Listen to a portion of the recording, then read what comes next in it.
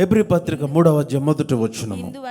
ఇందువలన పరలోక సంబంధమైన పిలుపులో పాలు పొందిన పరిశుద్ధ సహోదరులారా, మనము ఒప్పుకొనిన దానికి, అందరు చెప్పండి అన్నమాట, మనము ఒప్పుకొనిన దానికి, ఇంకా బిగ్గరగా చెప్పాలి, లేదు మీరు ఇంకా చెప్పలేదు, మనము ఒప్పుకొనిన దానికి అపోస్తలుడును ప్రధాన యాజకుడునైన యేసు మీద లక్ష్యం ఉంచుడి.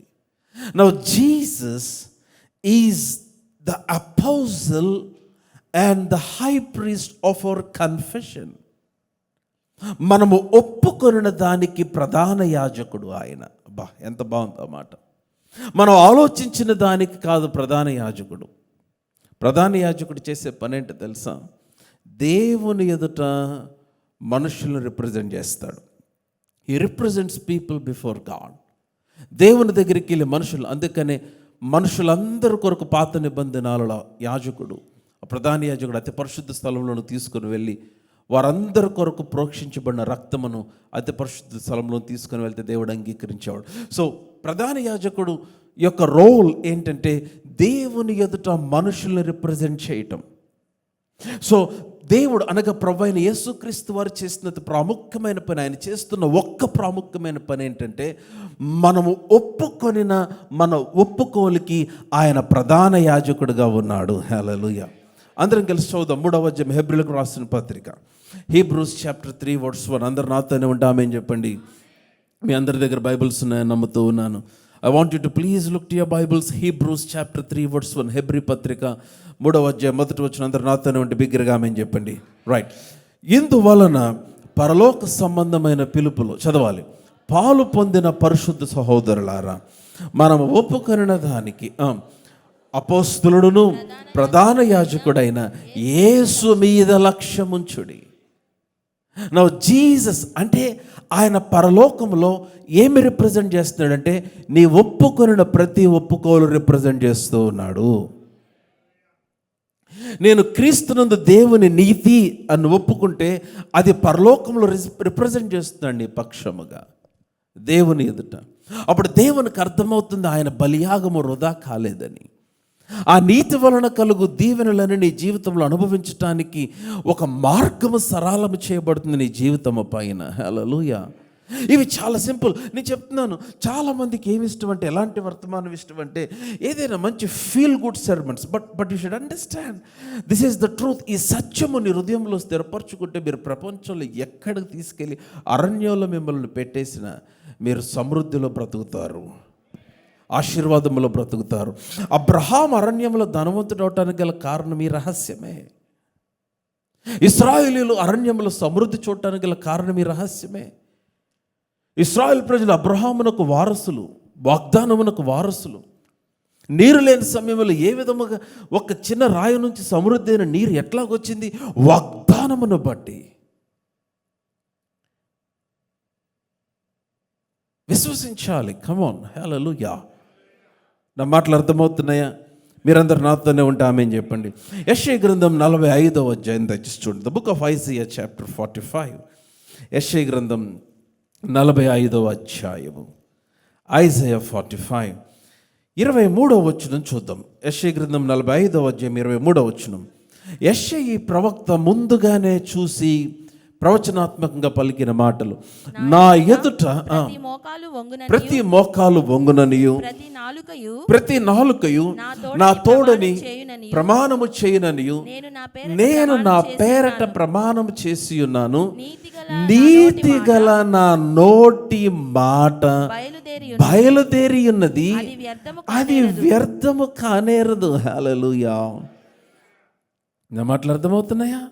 అవచనం, surely shall one say in the Lord have I righteousness and strength. చదవండి నెక్స్ట్ వచనం చదువు. ఆ నెక్స్ట్ 24వ వచనం.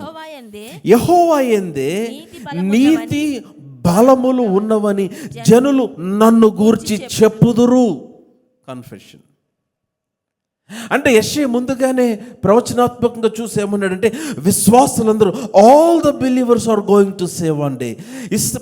విశ్వాసులందరూ ఏమి చెప్పబోతూ ఉన్నారంటే, ఇదిగో నేను క్రీస్తునందు దేవుని నీతి అయి ఉన్నాను అని వారు పలకబోతూ ఉన్నారు. హల్లెలూయా. అక్కడ అదే మనకు కనిపిస్తేమని, యెహోవా యందు నీతి బలములు ఉన్నవని జనులు నన్ను గూర్చి చెప్పుతురు. చదవమ్మా. ఆయన యొద్దకే మనుషులు వచ్చెదరు, ఆయన మీద కోప్పడిన వారందరూ సిగ్గుపడదురు. అన్నీ చెప్తాను. వెన్ ఎవర్ యు కన్ఫెస్, నేను క్రీస్తునందు దేవుని నీతి అని ఒప్పుకున్నప్పుడు ఏమవుతుందంటే, నీకు వ్యతిరేకముగా మాట్లాడిన వారు, నీకు వ్యతిరేకంగా కోప్పడిన వారు, వారందరూ కూడా సిగ్గునందునట్లుగా దేవుడు చేస్తాడు. ఎందుకని? Your established in righteousness. 25వ వచనం చదువు. వర్స్ 25. యెహోవా యందే ఇశ్రాయేలు సంతతి వారందరూ నీతిమంతులుగా ఎంచబడిన వారే అతిశయపడుదురు. హల్లెలూయా. తెలుగు బైబిల్ అతిశయపడుదురు, ఇంగ్లీష్లో ఒక ట్రాన్స్లేషన్లో గ్లోరిఫైడ్ అన్నమాట. When you are established in righteousness you will experience glory. నీవు నీతిలో స్థిరపరచబడిన అనుభవము నువ్వు పొందుకుంటే దేవుని మహిమను చూసే అనుభవంలోనికి ప్రవేశిస్తావు నీవు. హల్లెలూయా. నా మాటలు అర్థమవుతున్నాయా? సో నీ నోటితో ఒప్పుకోవాలి ప్రతి నిత్యము. ఏమని ఒప్పుకోవాలంటే, నేను క్రీస్తునందు దేవుని నీతి. అందరూ నాతో చెప్పండి, నేను క్రీస్తునందు దేవుని నీతి అయి ఉన్నాను. Right this down.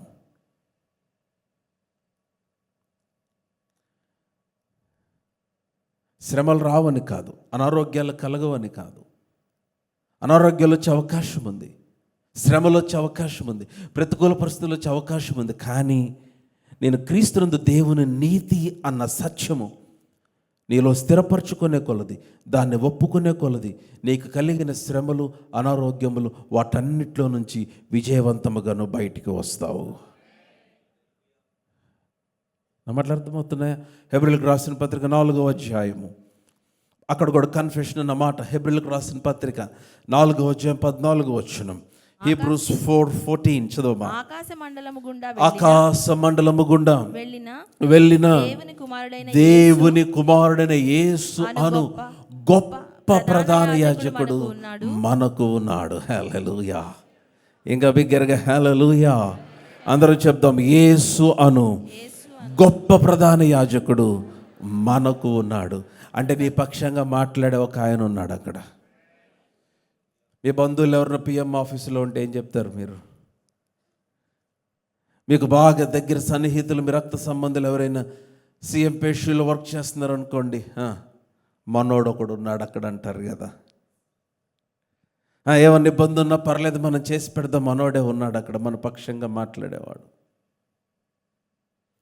యేసు అనకు గొప్ప ప్రధాన యాజకుడు మనకు ఉన్నాడు. అబ్బా, నాకు ఇష్టమైన మాట మనకు అన్నమాట. యేసు అనకు గొప్ప ప్రధాన యాజకుడు ఉన్నాడు అన్నలా మనకు ఉన్నాడు. అంటే నీ పక్షంగా మాట్లాడే ఒక ఆయన ఉన్నాడు. పరలోక స్థలములలో నీ పక్షంగా మాట్లాడాడు. గనుక, ఆ మాట చూడండి, గనుక. అందరు చెప్పండి, గనుక అన్నమాట. గనుక ఏమైంది? మనము ఒప్పుకొనిన దానిని గట్టిగా చేపడదాం.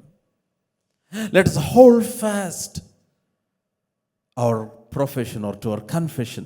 మనం ఒప్పుకొనిన దానిని గట్టిగా చేపడదాం. వావ్, కమ్ ఆన్, లౌడ్ హల్లెలూయా.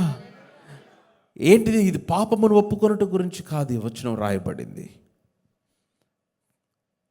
మన పాపమును ఒప్పుకొని గట్టిగా దాన్ని పట్టుకోలేం కదా. This is talking about your confession about Jesus. యేసును గురించి నీ ఒప్పుకొనిన ప్రతి ఒప్పుకోలను గట్టిగా పట్టుకోవాలి. హల్లెలూయా. పరిస్థితులు మారుతాయి, మనుషులు వ్యతిరేకమవుతారు, పరిస్థితులు ప్రతికూలమవుతాయి, కానీ నీ ఒప్పుకోలు మాత్రం మార్చకూడదు.